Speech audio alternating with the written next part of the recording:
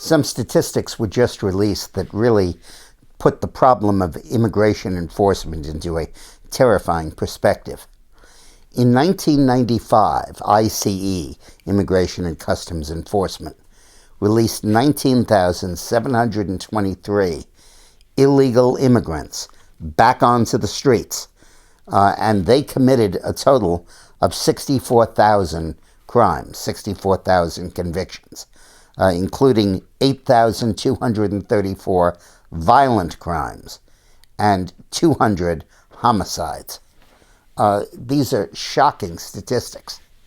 It has always been the policy of the federal government for the I.C.E. to come in, and when a guy is released from jail, having served his sentence, or released on parole or probation, to receive him into their custody, to take physical custody of him, and deport him.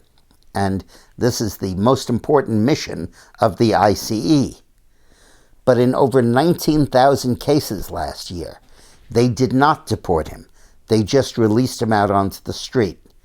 And those 19,000 criminal aliens, that is, people who are here illegally, and in addition to being here illegally, committed a crime, were convicted, were sentenced, and were imprisoned, and were then released by the I.C.E.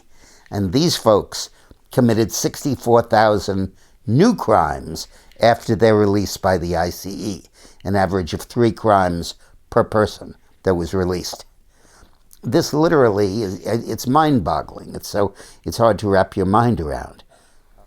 There's a vast difference between illegal immigrants who come to the United States to work, and they're here illegally, but they do not commit any other crime, and those who come here illegally and while they're here commit another crime, another offense, and particularly when that offense is of a violent nature.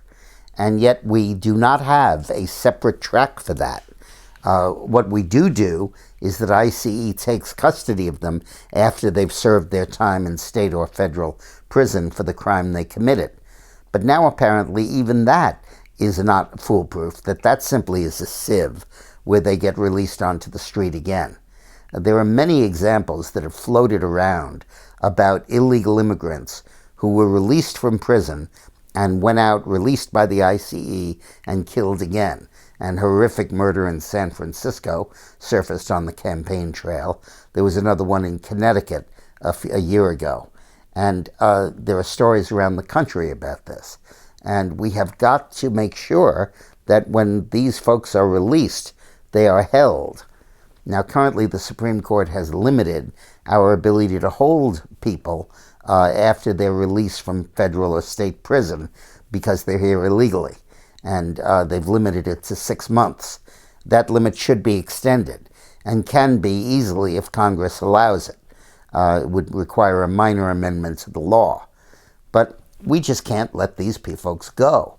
I'm not talking about drug offenses or DUI or that kind of thing. I'm talking about people that committed rape or murder. And we cannot let them back out onto the street. Thanks for watching.